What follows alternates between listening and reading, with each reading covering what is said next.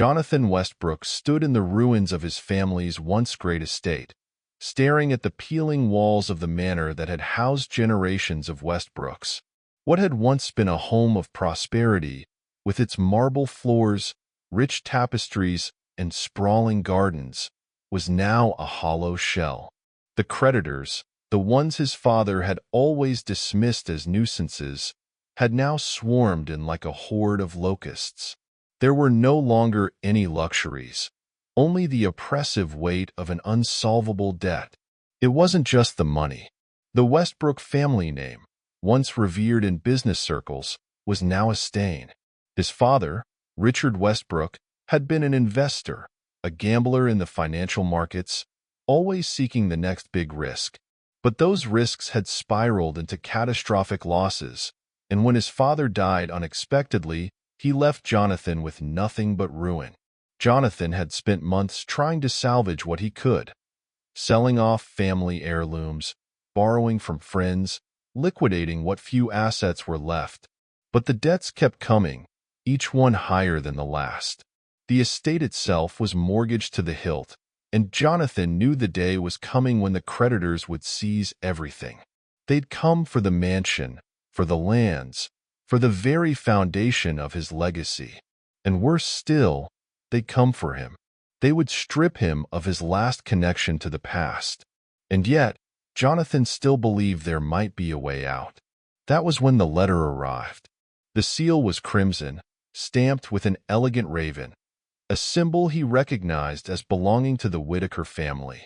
Jonathan knew of the Whitakers, old money, much older than the Westbrooks, with vast estates and business holdings. But he didn't know why they would be contacting him. The letter was simple, but the words on the page had a gravity that made Jonathan's pulse quicken. Mr. Jonathan Westbrook, I trust this letter finds you in better spirits than I imagine. I have been made aware of your current situation, and I believe I can offer a solution. Please meet me at Whitaker House tomorrow at noon. Yours, Helena Whitaker. Jonathan stared at the letter for a long moment. Could it be? Was this the break he had been hoping for? The Whitaker family had a reputation for being shrewd, their dealings often steeped in mystery, but they were also known to keep their promises. Was this a sign of mercy, or was there something more sinister at play? The next morning, with no other options and little more than a shred of hope, Jonathan set out for Whitaker House. Whitaker House was everything Jonathan had imagined. Nestled on the outskirts of town, the mansion was surrounded by tall, forbidding iron gates and acres of dense, overgrown garden. The house itself was a massive structure, made of stone and ivy, looming in the afternoon light like an ancient monument to wealth and power. The air around the estate seemed thick with history, and as Jonathan stepped out of the carriage, he couldn't help but feel a mix of awe and unease. He was ushered inside by a butler, who led him through a labyrinth of grand corridors, each more opulent than the last. The house was immaculately kept, though there was a sense of coldness in the air. Everything was polished, but nothing seemed lived in. It was the kind of house that demanded silence, that whispered secrets to anyone who dared listen. Finally, he arrived at a large sitting room, its walls lined with heavy curtains that blocked out most of the light. Sitting by the fire was Mrs. Helena Whitaker herself. Helena was exactly as Jonathan had imagined, regal, composed, and commanding. Her silver hair was pulled back in an elegant knot, and her dark, sharp eyes watched him with a calculating gaze.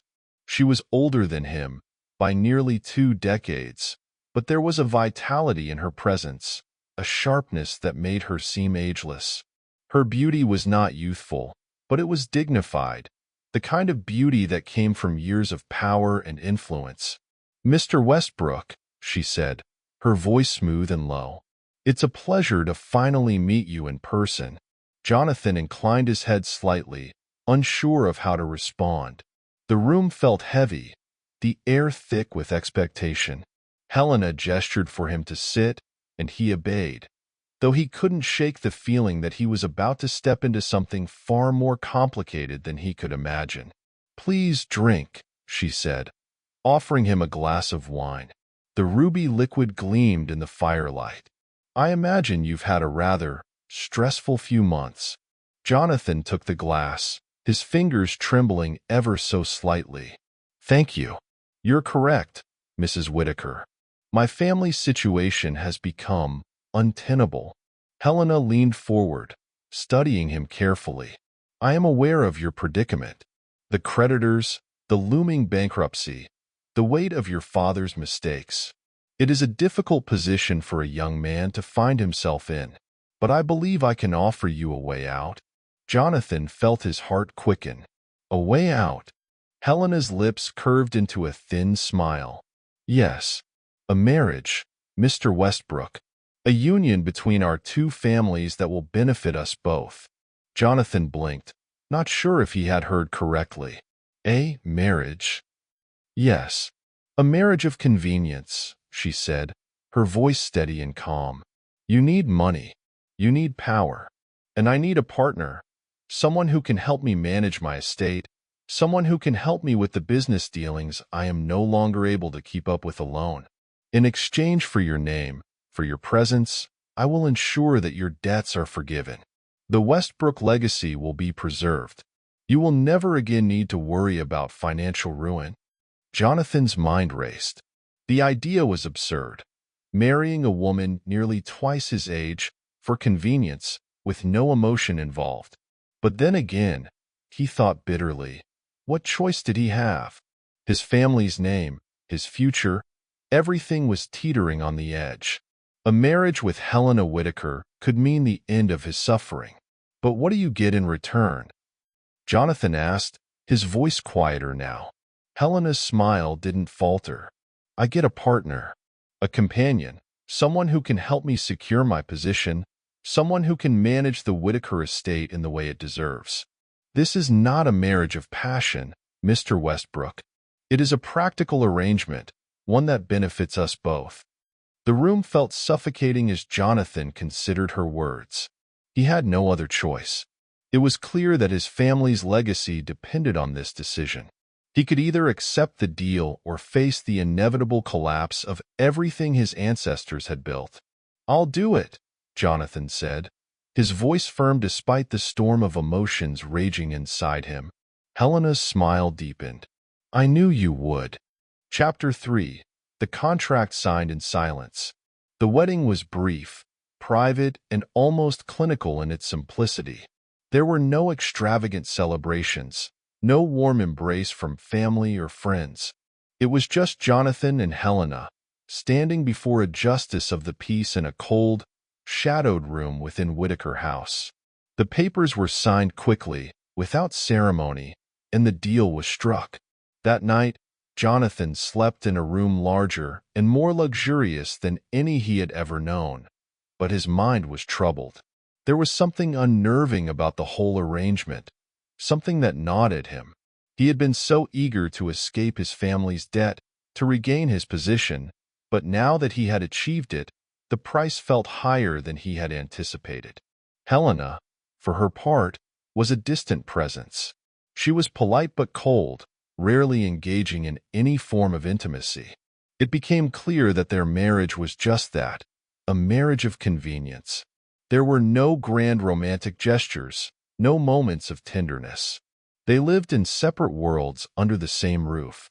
Jonathan was given control over the estate's day-to-day operations, managing finances, overseeing the staff, and keeping track of Helena's various businesses. But he was always aware that his presence, though vital, was secondary to her.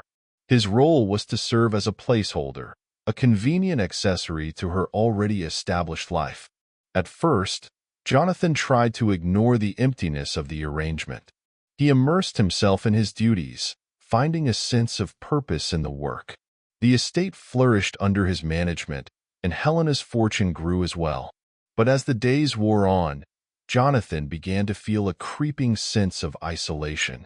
Then, one night, while he was going through some old family records in the library, Jonathan stumbled upon something that made his blood run cold. A letter addressed to his father, written in Helena's hand. The contents were cryptic, but one thing was clear.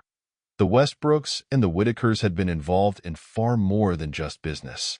There were references to debts that had nothing to do with money, to dangerous promises made between his father and Helena's late husband. It was a web of secrets, one that had entangled both families for generations. Jonathan's pulse quickened as he realized the extent of the web in which he had found himself. His father's legacy, his family's ruin, had been orchestrated by more than just poor investments. There were darker forces at play, forces that had been manipulating the Westbrooks long before Jonathan was born. As Jonathan dug deeper into the Whitaker family's past, he began to uncover disturbing truths, secrets that had been buried beneath layers of wealth and deception. Helena's late husband, Gregory Whitaker, had been involved in illegal dealings, including money laundering, fraud, and even murder. The Westbrooks had been complicit in these actions, bound by debts far darker than anyone had known. Jonathan's father had made a deal with Gregory, an arrangement that would secure the Westbrooks' fortune in exchange for their participation in the Whitaker family's criminal activities. Helena, it seemed, was no innocent party in all of this. She had been fully aware of her husband's dealings, and in some ways had been just as involved. But now, with Gregory gone, Helena needed Jonathan. Someone she could control, someone she could use to keep her family's empire intact. Jonathan felt the walls closing in. He had been tricked, manipulated into a game he didn't understand, and now he was paying the price. The weight of his family's sins pressed heavily on him, but it was clear that escaping the Whitakers' grasp would be no easy task. In the end, Jonathan had a choice: to continue serving as Helena's puppet, living in the shadow of his family's sins, or to confront the darkness that had tainted both their lives. The decision would not come easily, but Jonathan knew, deep in his heart, that to escape, he would have to unravel the very ties that bound him to Helena, to the Whitakers, and to the dark legacy that had destroyed his family. It would be a battle for freedom, a battle that would force him to confront not just Helena, but the ghosts of his father's past and the sins that had come back to claim them both. Jonathan couldn't sleep that night. The discovery of the letter from Helena's late husband, Gregory Whitaker, had rattled him to the core. He had thought he was escaping his family's ruin by entering into this arrangement, but now it seemed like the chains of his past were only growing tighter. The more he delved into the Whitaker archives, the private documents, the ledgers, the old journals, the more he found unsettling details. Gregory Whitaker had been a ruthless man, known for his cold ambition and his ties to shadowy figures in the criminal underworld. What Jonathan hadn't expected was to uncover the depth of his father's involvement with Gregory. The Westbrooks weren't just indebted to the Whitakers financially. They were intertwined in a web of moral and criminal corruption that spanned decades. One particular letter caught Jonathan's attention. It was a correspondence between his father and Gregory, dated just a few months before his father's death. In it, Gregory spoke openly about a final deal that would ensure the Whitaker legacy would continue, no matter the cost. The letter alluded to something darker, a transaction not of money, but of something far more valuable. As Jonathan read it, he realized with a sinking feeling that his father's death had been no accident. It wasn't a sudden illness or a heart attack as the public had been led to believe. No, it seemed Richard Westbrook had crossed a line, and now the repercussions were spilling over onto Jonathan's shoulders. Days passed in a haze. Jonathan tried to focus on his responsibilities, overseeing the business dealings, the estate's finances, the property management. But every time he saw Helena, he felt the heavy weight of the secrets between them pressing on his chest. It wasn't just about the marriage anymore. It was about survival. Jonathan had been thrust into a world of moral ambiguity, where every decision was layered with consequences. But Helena had no intention of letting him escape this world. Every move she made, every conversation they had, seemed to bring Jonathan closer to a point of no return. He was starting to realize that there were no true alliances in this mansion, only power plays, manipulation, and control. The more he learned about the Whitakers, the more he saw Helena's true nature. She was not a woman who loved him, nor a woman seeking companionship. She was a predator, using him as a pawn in a much larger game. And yet, despite the bitterness in his heart, Jonathan couldn't bring himself to sever the ties. The prospect of losing everything, the estate, the wealth, the legacy, was terrifying. The debts, the creditors, and the haunting idea that his family's name would be erased from history kept him tethered to Helena. It wasn't love that bound him to her, but necessity. One evening, as Jonathan walked through the halls of Whitaker House, he encountered one of the house's servants, an older woman named Mrs. Montgomery. She had been with the Whitakers for years, and while most of the staff were quiet and loyal, Mrs. Montgomery had always carried an air of quiet defiance.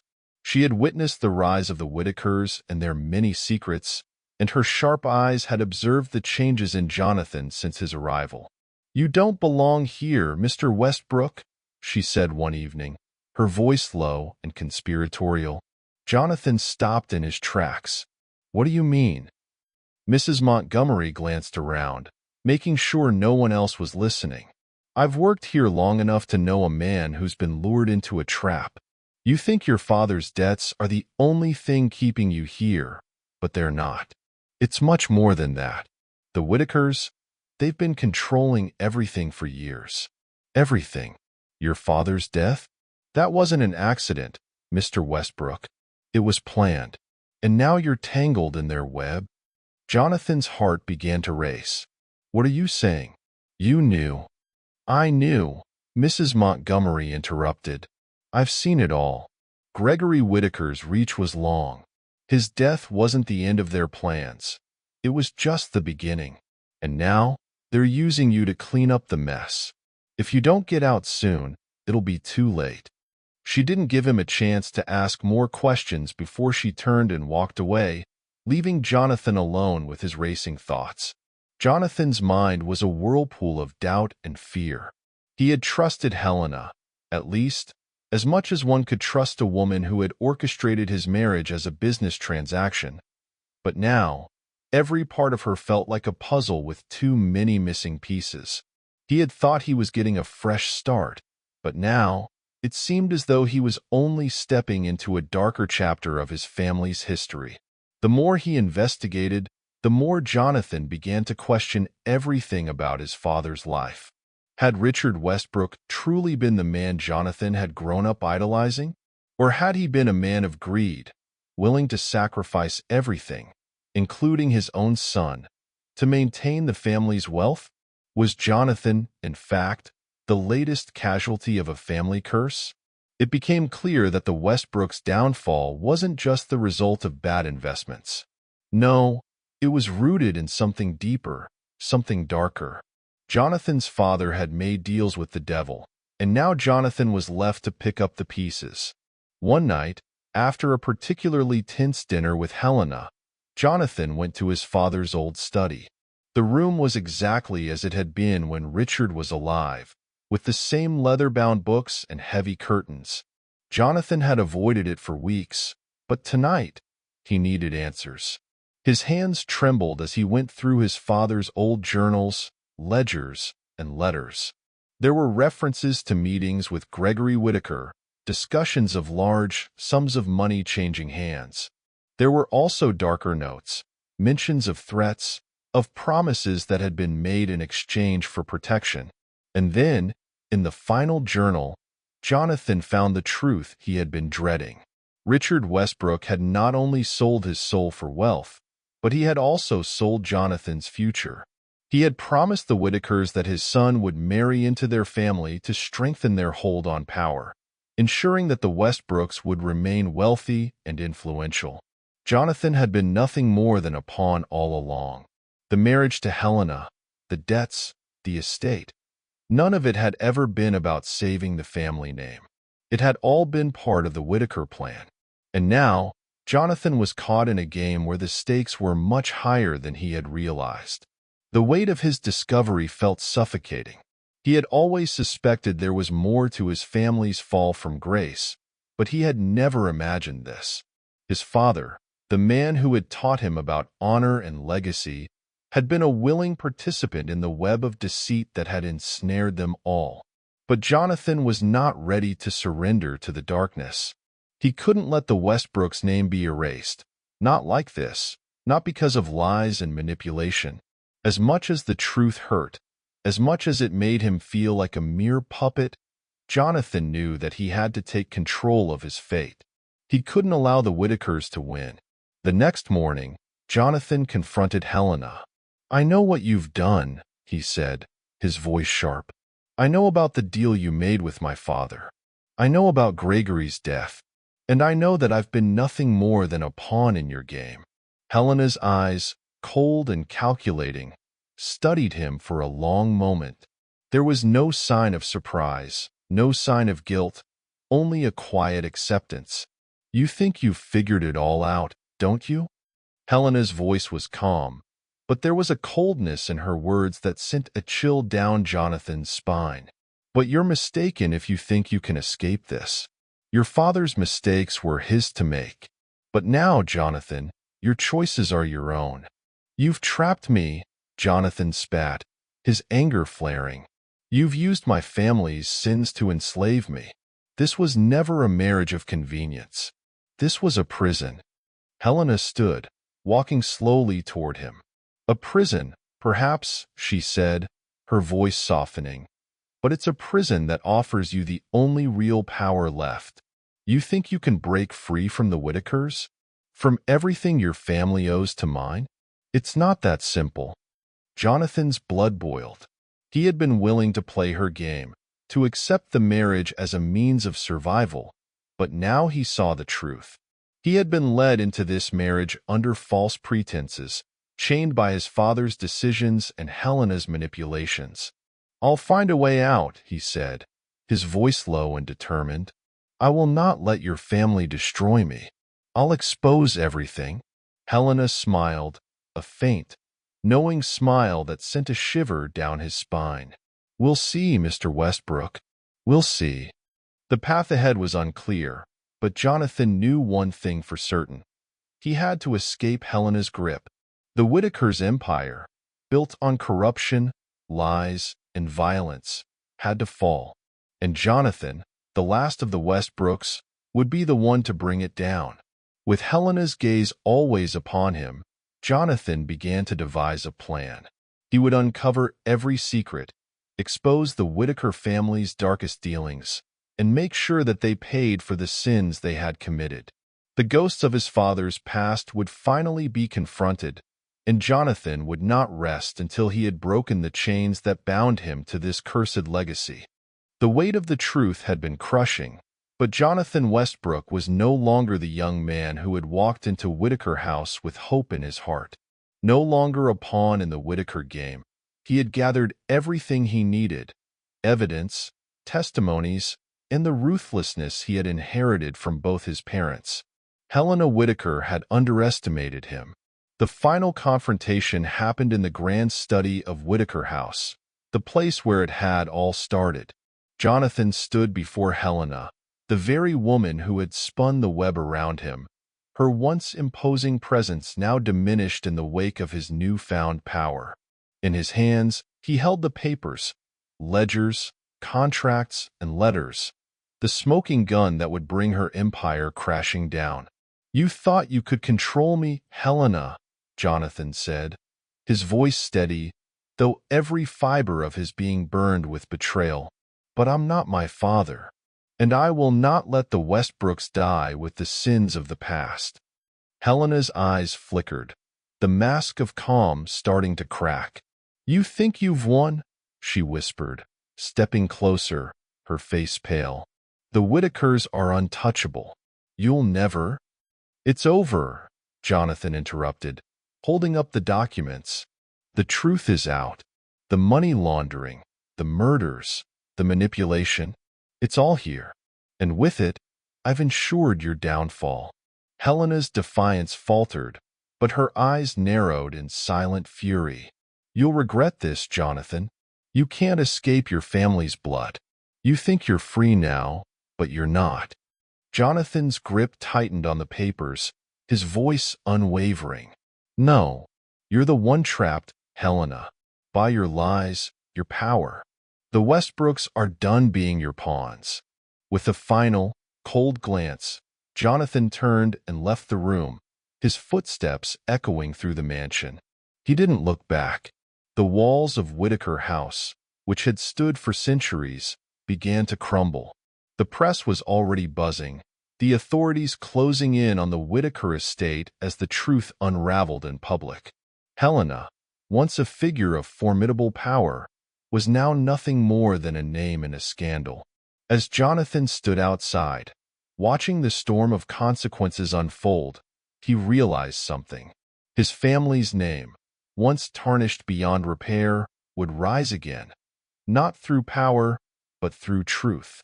And as he walked away from Whitaker House for the last time, he knew that the chains that had bound him were broken, leaving only the future ahead.